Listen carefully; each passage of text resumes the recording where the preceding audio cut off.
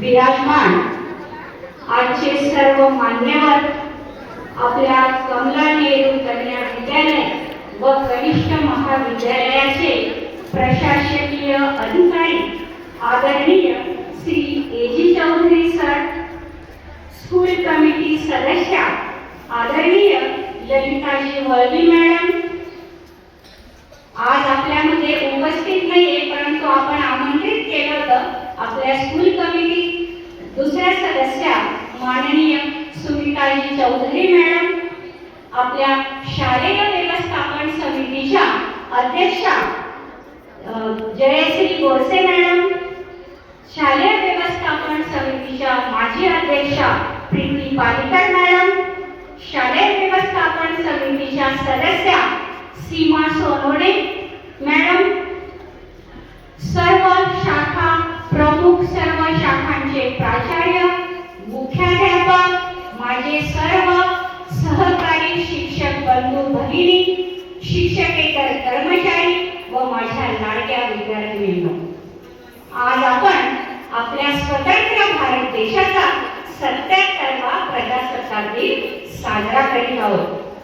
26 जानेवारी 1950 रोजी आपल्या देशाने स्वतःचे संविधान स्वीकारून ह्या संपूर्ण जगाला सांगितले की आता आमचा भारत देश स्वतःच्या कायद्याने, स्वतःच्या इच्छेने आणि स्वतःच्या स्वाभिमानाने चालणार आहे.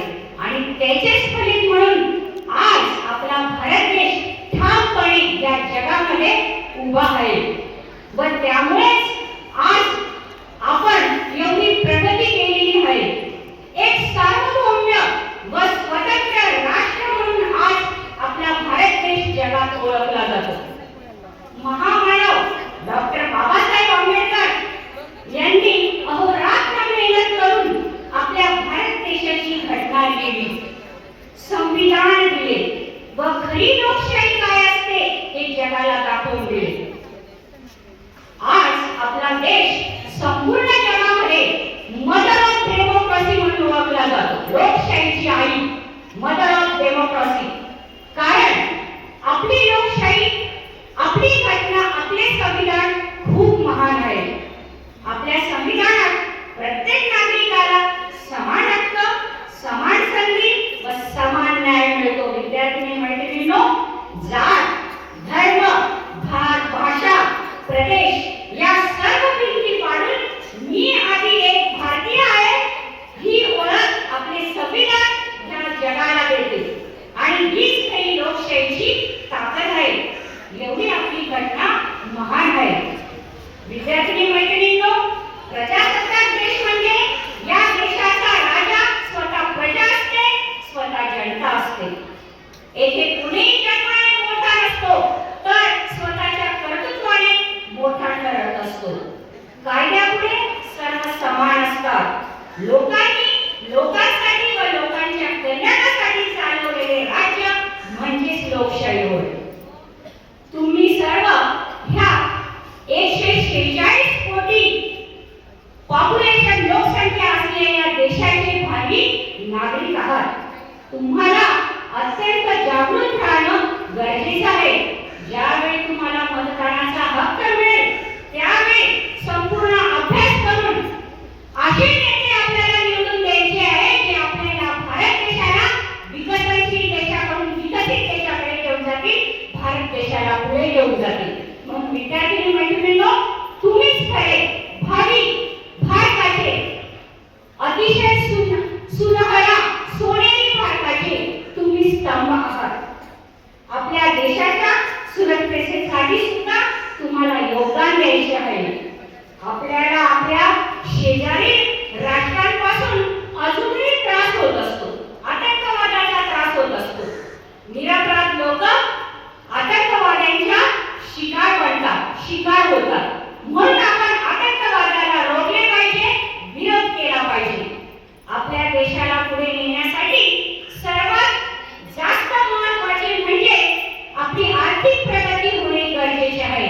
आणि आर्थिक प्रगती केव्हा होईल? जर आपल्या देशाचा पैसा आपल्या देशातच राहिला तर. म्हणजेच आपल्याला स्वदेशीचा स्वीकार करायचा आहे. जास्तीत जास्त आपल्या दैनंदिन वापरातल्या ज्या गोष्टी आहेत त्या आपण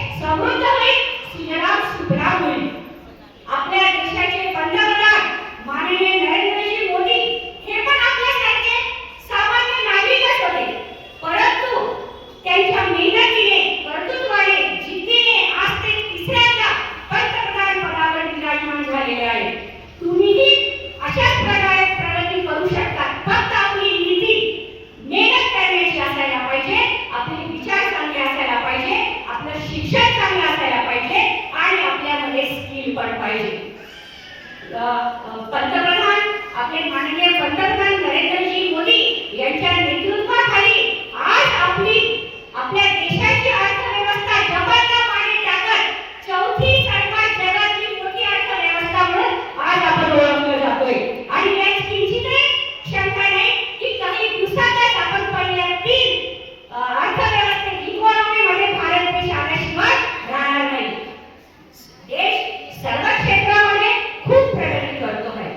अंतराळ क्षेत्रात तर आपण सर्वात मोठी झेप घेतलेली आहे. अंतराळात आपण आपले चांद्रयान पाठवून चंद्राचा सखोल अभ्यास आपले सायंटिस्ट करीत आहेत आणि लगेचच आपण आदित्ययान सूर्यावर पाठवून सूर्यासाठी सखोल अभ्यास सुरू केलेला आहे.